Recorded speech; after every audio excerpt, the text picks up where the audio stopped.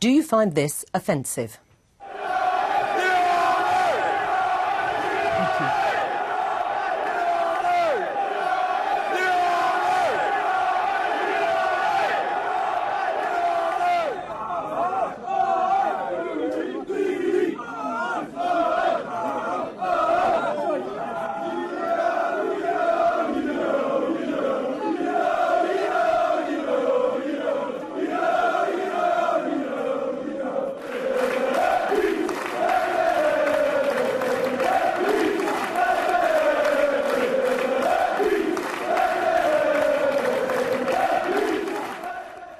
That, of course, was Tottenham Hotspur's fans supporting their team. The club traditionally has a strong Jewish following, but the Football Association has said it's not acceptable for their fans to use the word Yid. David Cameron, however, has argued that it's fine for Tottenham fans to do so, as they are not motivated by hate. Well, joining me to discuss this are the journalist David Aaronovitch and the actor and writer David Schneider. Welcome to both of you. Hi, thanks. Is the term Yid offensive, David Aaronovitch? In most contexts in which it's used against somebody as an attempt to offend them and to be detrimental about them, yes. But not in all circumstances.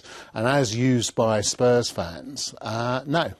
Is that right? Can you make it that sort of subtle and nuanced, if you like? It's either offensive or it's not. Well, no, I think as a comedian, I suppose, you're always aware of what you say, whether it's a joke or whatever, how it's going to play, how you intend it, so the context that you intend it. So in the way people say Spurs are self-identifying, that's fine. But it's also who's receiving it, who's listening to it. So the reason I think it's wrong, which is a decision that I've only recently made, the reason I think it's wrong is because of the response, because of the audience, i.e. everyone else, the Chelsea fans, the West Ham fans, anyone else who then replies with the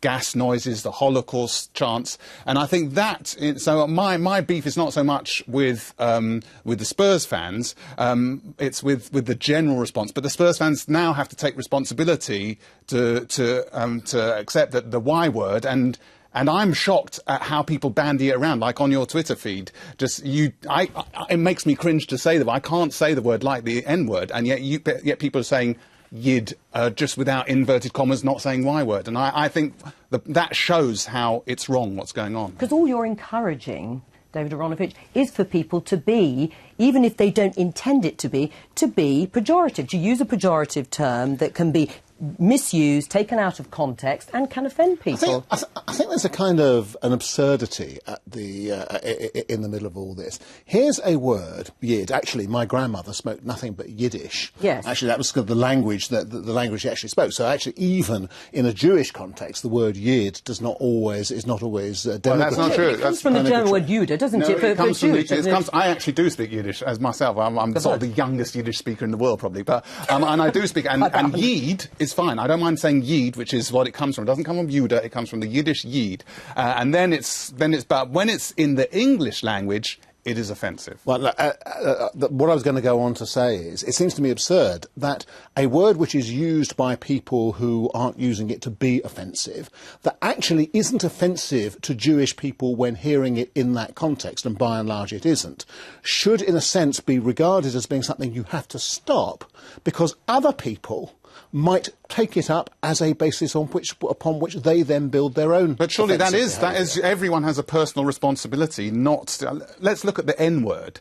Why is the N word so not acceptable, but the Y word seems to be acceptable? Well, and if I, as a white person, use the N word, that would be wrong in any context. In any context. Well, no, it may very well be actually that in the comic context you could find ways of using it. So actually that's not true. And I seem to remember, David, that you were one of the people who was very upset about the idea of introducing any kind of law about religious discrimination because of the effect that it might have had on comics and so on, because you wanted the freedom to be able to use words and so on. Well, as Spider-Man would say, with great freedom comes great responsibility. Now, it's power he wants. But anyway, what I'm saying is it's all very well having freedom to say what you want, but you also have to be responsible and aware of the effect of what you say. Let's talk about this. This is a chant at a football match, I don't really think that football fans should sit there saying, what is my wider social responsibility at the point of making a chant? Why not? No. Of course, why not? Because that's not what you're there to do. You're not there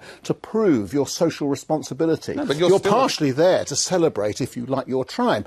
But the point is, and so there are things, actually, that Spurs fans have chanted over the years that are really genuinely offensive, and that I, for one, have wanted them to stop. This is not one of them. It doesn't offend But anyone. for the Football Association, because they're in a tricky position here, can they afford to be, if you like, intellectualise about it in that way, if they are trying to get rid of racism in football? They're only in a tricky position because they're dumb.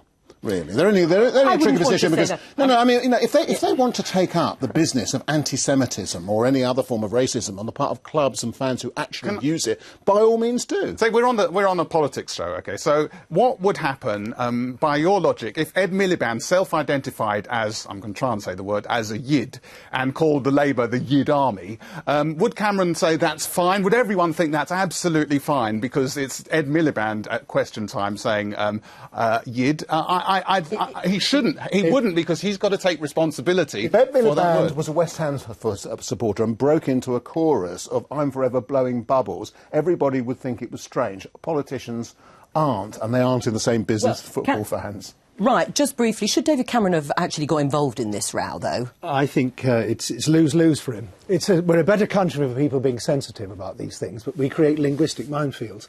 First time I went to White Hart Lane in the mid-90s, I think there's a drum, chap beats a drum, and then everybody shouts that word, or they did then. I was absolutely shocked. I couldn't believe it.